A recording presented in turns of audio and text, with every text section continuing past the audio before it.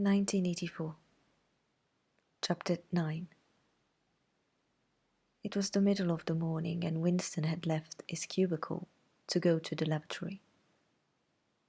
A solitary figure was coming towards him from the other end of the long, brightly lit corridor.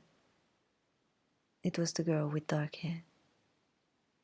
4 days had gone past since the evening when he had run into her outside the junk shop. As she came nearer, he saw that her right arm was in a sling, not noticeable at a distance, because it was the same color of her overalls. Probably she had crushed her hand while swinging round one of the big kaleidoscopes on which the plots of novels were roughed in. It was a common accident in the fiction department. They were perhaps 4 meters apart when the girl stumbled and fell almost flat on her face.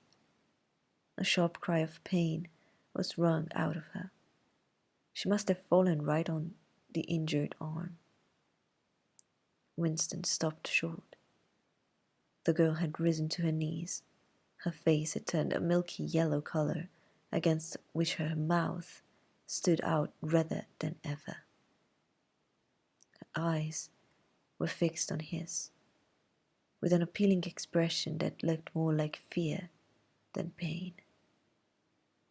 A curious emotion stirred in Winston's heart. In front of him was an enemy who was trying to kill him. In front of him, also, was a human creature, in pain and, perhaps, with a broken bone. Already he had instinctively started forward to help her. In the moment when he had seen her fall on the bandaged arm, it had been as though he felt the pain in his own body. "You're hurt?" he said. "It's nothing. My arm. It'll be all right in a second." She spoke as though her heart were fluttering. She had certainly turned very pale. "You haven't broken anything?" "No, I'm all right. It hurt for a moment. That's all." She held out her free hand to him, and he helped her up. She had regained some of her color, and appeared very much better. "It's nothing," she repeated shortly. "I only gave my wrist a bit of a bang. Thanks, comrade." And with that, she walked on in the direction in which she had been going, as briskly as though it had really been nothing. The whole incident could not have taken as much as half a minute. Not to let one's feelings appear in one's face was a habit that had acquired the status of an instinct, and in any case they had been standing straight in front of a telescreen when the thing happened. Nevertheless, it had been very difficult not to betray a momentary surprise, for in the 2 or 3 seconds while he was helping her up, the girl had slipped something into his hand. There was no question that she had done it intentionally. It was something small and flat. As he passed through the lavatory door, he transferred it to his pocket and felt it with the tips of his fingers. It was a scrap of paper folded into a square. While he stood at the urinal, he managed, with a little more fingering, to get it unfolded. Obviously, there must be a message of some kind written on it. For a moment, he was tempted to take it into one of the water closets and read it at once. But that would be shocking folly, as he well knew. There was no place where you could be more certain that the telescreens were watched continuously. He went back to his cubicle, sat down, threw the fragment of paper casually among the other papers on the desk, put on his spectacles, and hitched the speakwrite towards him. 5 minutes, he told himself. 5 minutes at the very least. His heart bumped in his breast with frightening loudness. Fortunately, the piece of work he was engaged on was mere routine, the rectification of a long list of figures, not needing close attention. Whatever was written on the paper, it must have some kind of political meaning. So far as he could see, there were two possibilities. One, much the more likely, was that the girl was an agent of the Todd police, just as he had feared. He did not know why the Todd police should choose to deliver their messages in such a fashion, but perhaps they had their reasons. The thing that was written on the paper might be a threat, a summons, an order to commit suicide, a trap of some description. But there was another, wilder possibility that kept raising its head, though he tried vainly to suppress it. This was that the message did not come from the Todd police at all, but from some kind of underground organization. Perhaps the Brotherhood existed after all. Perhaps the girl was part of it. No doubt that idea was absurd, but it had sprung into his mind in the very instant of feeling the scrap of paper in his hand. It was not till a couple of minutes later that the other, more probable explanation had occurred to him. And even now, though his intellect told him that the message probably meant death, still, that was not what he believed, and the unreasonable hope persisted, and his heart banged, and it was with difficulty that he kept his voice from trembling as he murmured his figures into the speakwrite. He rolled up the completed bundle of work and slid it into the pneumatic tube. 8 minutes had gone by. He readjusted his spectacles on his nose, sighed, and drew the next batch of work toward him, with a scrap of paper on top of it. He flattened it out. On it was written, in a large, unformed handwriting, "I love you." For several seconds he was too stunned even to throw the incriminating thing into the memory hole. When he did so, although he knew very well the danger of showing too much interest, he could not resist reading it once again, just to make sure that the words were really there. For the rest of the morning it was very difficult to work. What was even worse than having to focus his mind on a series of niggling jobs was the need to conceal his agitation from the telescreen. He felt as though a fire were burning in his belly. Lunch in the hot, crowded, noise-filled canteen was torment. He had hoped to be alone for a little while during the lunch hour, but as bad luck would have it, the imbecile Parsons flopped down beside him, the tang of his sweat almost defeating the tinny smell of stew, and kept up a stream of talk about the preparations for Hate Week. He was particularly enthusiastic about a papier-mâché model of Big Brother's head, 2 meters wide, which was being made for the occasion by his daughter's troop of spies. The irritating thing was that in the racket of voices, Winston could hardly hear what Parson was saying, and was constantly having to ask for some fatuous remark to be repeated. Just once he caught a glimpse of the girl, at a table with 2 other girls at the far end of the room. She appeared not to have seen him, and he need not look in that direction again. The afternoon was more bearable. Immediately after lunch, there arrived a delicate, difficult piece of work which would take several hours and necessitated putting everything else aside. It consisted in falsifying a series of production reports of 2 years ago in such a way as to cast discredit on a prominent member of the inner party who was now under a cloud. This was the kind of thing that Winston was good at, and for more than 2 hours he succeeded in shutting the girl out of his mind altogether. Then the memory of her face came back, and with it a raging, intolerable desire to be alone. Until he could be alone, it was impossible to think this new development out.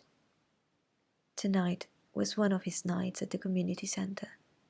He wolfed another tasteless meal in the canteen, hurried off to the center, took part in the solemn foolery of a discussion group, played 2 games of table tennis, swallowed several glasses of gin, and sat for half an hour through a lecture entitled Ingsoc in relation to chess.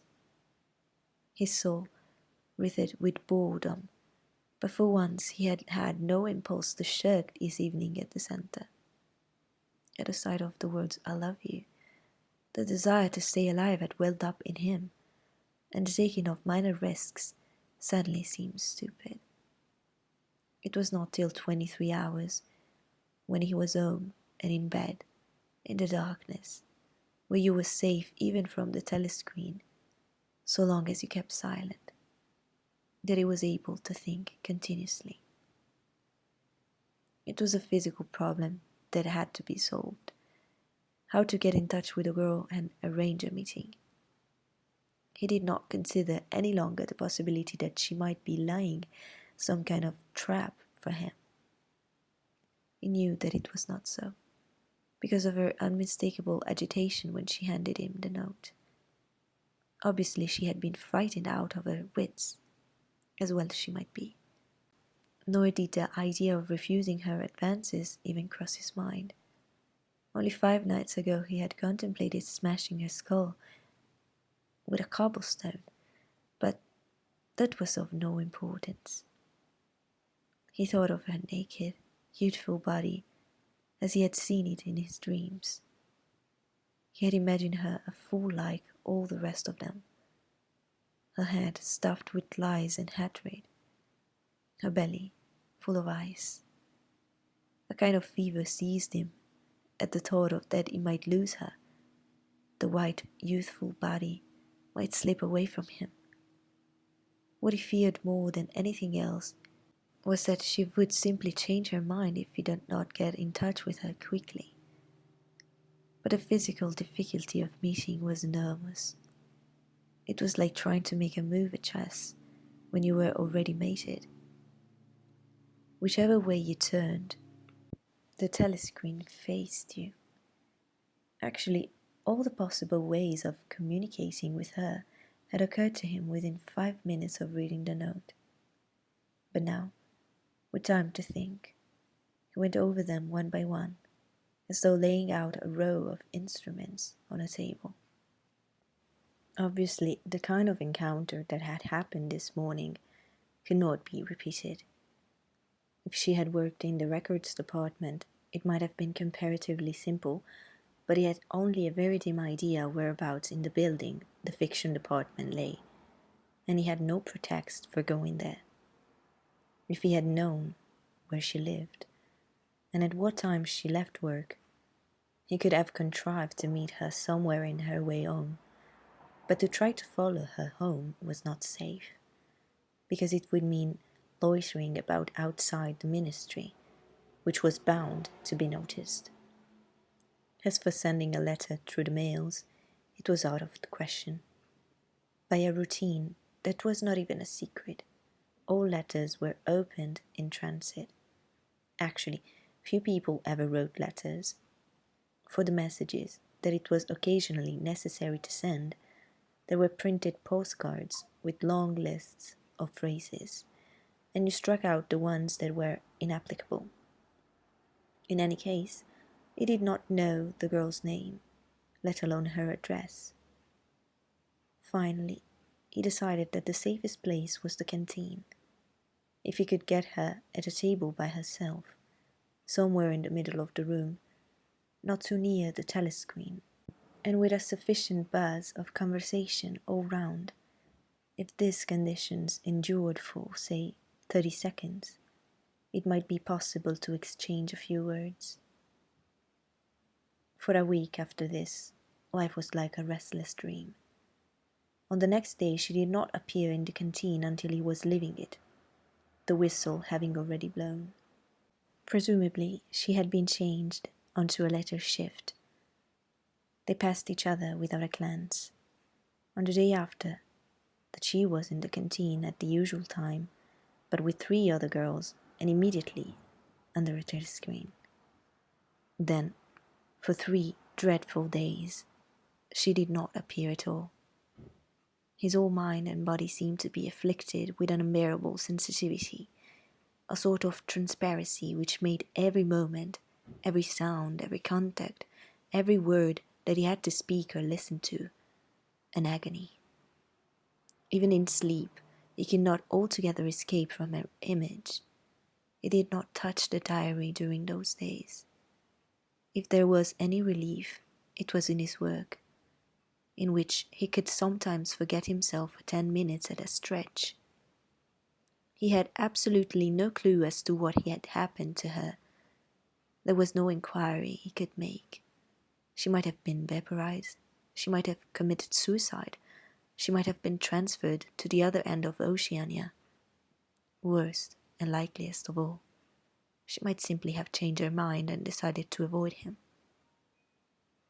The next day, she reappeared. Her arm was out of the sling, and she had a band of sticking plaster around her wrist.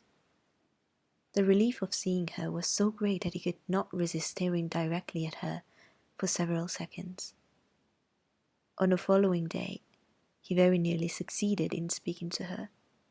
When he came into the canteen, she was sitting at a table well out from the wall, and was quite alone. It was early, and the place was not very full. The queue edged forward till Winston was almost at the counter, then was held up for 2 minutes because someone in front was complaining that he had not received his tablet of saccharine. But the girl was still alone when Winston secured his tray and began to make for her table. He worked casually towards her, his eyes searching for a place at some table beyond her. She was perhaps 3 meters away from him. Another 2 seconds would do it. Then a voice behind him called, "Smith?" He pretended not to hear. "Smith?"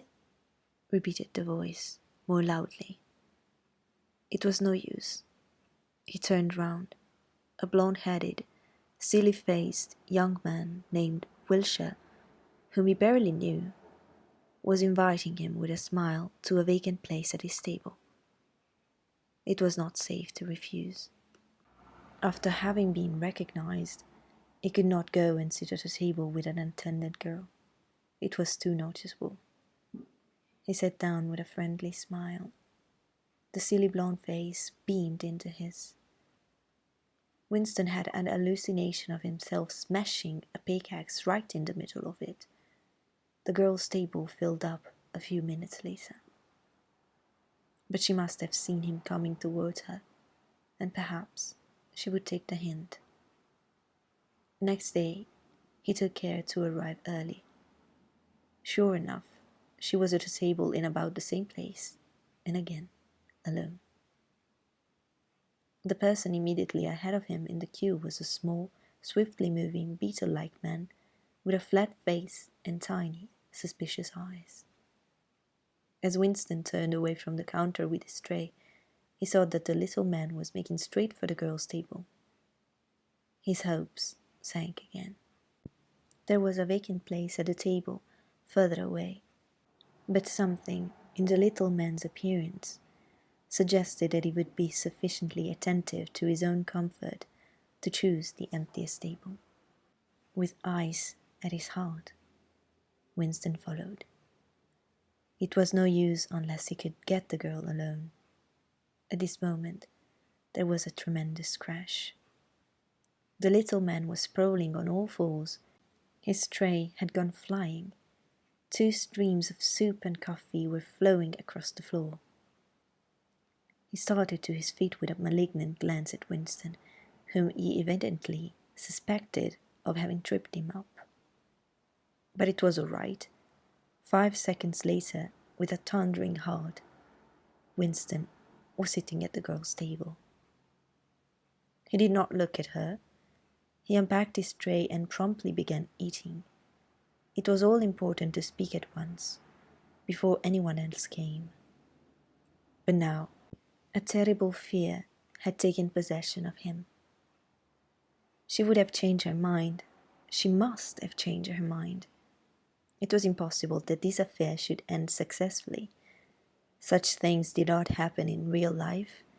He might have flinched altogether from speaking if at this moment he had not seen Ampleforth, the airy-haired poet, wandering limply around the room with a tray, looking for a place to sit down. In his vague way, Ampleforth was attached to Winston, and would certainly sit down at his table if he caught sight of him. There was perhaps a minute in which to act. Both Winston and the girl were eating steadily. The stuff they were eating was a thin stew, actually a soup, of haricot beans. In a low murmur, Winston began speaking. Neither of them looked up. Steadily they spooned the watery stuff into their mouths, and between spoonfuls exchanged a few necessary words in low, expressionless voices. "What time do you leave work?" 18:30. "Where can we meet?" "Victory Square, near the monument." "It's full of telescreens." "It doesn't matter if there's a crowd." "Any signal?" "No. Don't come up to me until you see me among a lot of people. And don't look at me. Just keep somewhere near me." "What time?" 19 hours. "All right." Ampleforth failed to see Winston and sat down at another table. They did not speak again, and so far as it was possible for two people sitting on opposite sides of the same table, they did not look at one another. The girl finished her lunch quickly and made off, while Winston stayed to smoke a cigarette. Winston was in Victory Square before the appointed time. He wandered round the base of the enormous fluted column, at the top of which Big Brother's statue gazed southward towards the skies, where he had vanquished the Eurasian airplanes, the East Asian airplanes it had been a few years ago, in the Battle of Airstrip 1. In the street in front of it, there was a statue of a man on horseback, which was supposed to represent Oliver Cromwell. At 5 minutes past the hour, the girl had still not appeared. Again, the terrible fear seized upon Winston. She was not coming. She had changed her mind. He walked slowly up to the north side of the square and got a sort of pale-coloured pleasure from identifying St. Martin's Church, whose bells, when it had bells, it chimed, "You owe me 3 farthings." Then he saw the girl standing at the base of the monument, reading, or pretending to read, a poster which ran spirally up the column. It was not safe to go near her until some more people had accumulated. There were telescreens all round the pediment. But at this moment there was a din of shouting and a zoom of heavy vehicles from somewhere to the left. Suddenly, everyone seemed to be running across the square. The girl nipped nimbly round the lions at the base of the monument and joined in the rush. Winston followed. As he ran, he gathered from some shouted remarks that a convoy of Eurasian prisoners was passing. Already a dense mass of people was blocking the south side of the square. Winston, at normal times the kind of person who gravitates to the outer edge of any kind of scrimmage, shoved, butted, squirmed his way forward into the heart of the crowd. Soon he was within arm's length of the girl, but the way was blocked by an enormous prawl and an almost equally enormous woman, presumably his wife, who seemed to form an impenetrable wall of flesh. Winston rigged himself sideways, and with a violent lunge managed to drive his shoulder between them. For a moment it felt as though his entrails were being ground to pulp between two muscular hips. Then he had broken through, sweating a little. He was next to the girl. They were shoulder to shoulder, both staring fixedly in front of them. A long line of trucks, with wooden-faced guards armed with submachine guns standing upright in each corner, was passing slowly down the street. In the trucks, little yellow men in shabby greenish uniforms were squatting, jammed close together. Their sad Mongolian faces gazed out over the sides of the trucks, utterly uncurious. Occasionally, when a truck jolted, there was a clank-clank of metal. All the prisoners were wearing leg irons. Truckload after truckload of the sad faces passed. Winston knew they were there, but he saw them only intermittently. The girl's shoulder and her arm right down to the elbow were pressed against his. Her cheek was almost near enough for him to feel his warmth. She had immediately taken charge of the situation, just as she had done in the canteen. She began speaking in the same expressionless voice as before, with lips barely moving, a mere murmur easily drowned by the din of voices and the rumbling of the trucks. "Can you hear me?" "Yes." "Can you get Sunday afternoon off?" "Yes." "Then listen carefully. You'll have to remember this. Go to Paddington Station." With a sort of military precision that astonished him, she outlined the route that he was to follow. A half-hour railway journey, turn left outside the station, 2 kilometers along the road, a gate with the top bar missing, a path across a field, a grass-grown lane, a track between bushes, a dead tree with moss on it. It was as though she had a map inside her head. "Can you remember all that?" she murmured finally. "Yes." "You turn left, then right, then left again, and the gate's got no top bar." "Yes." "What time?" "About 15. You may have to wait. I'll get there by another way." "Are you sure you remember everything?" "Yes." "Then get away from me as quick as you can." She did not have told him that, but for the moment they could not extricate themselves from the crowd. The trucks were still filing past, the people still insatiably gaping. At the start there had been a few boos and hisses, but it came only from the party members among the crowd, and had soon stopped. The prevailing emotion was simply curiosity. Foreigners, whether from Eurasia or from Eastasia, were a kind of strange animal. One literally never saw them except in the guise of prisoners, and even as prisoners, one never got more than a momentary glimpse of them. Nor did one know what became of them, apart from the few who were hanged as war criminals. The others simply vanished, presumably into forced labor camps. The round Mongol faces had given way to faces of a more European type, dirty, bearded, and exhausted.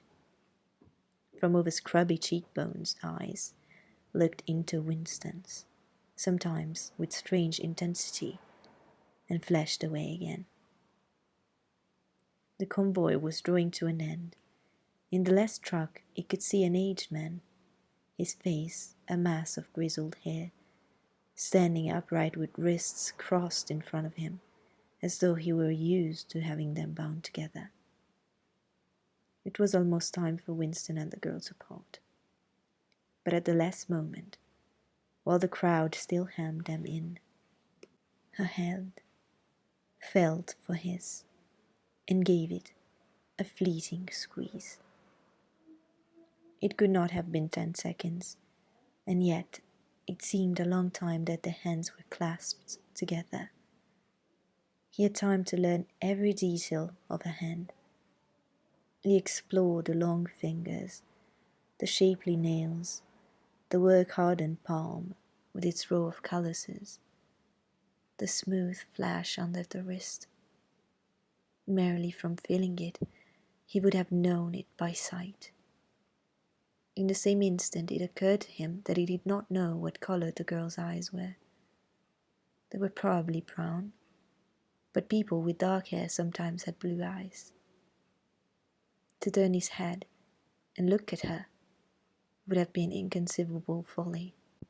With hands locked together, invisible among the press of bodies, they stared steadily in front of them, and instead of the eyes of the girl, the eyes of the aged prisoner gazed mournfully at Winston, out of nests of hair.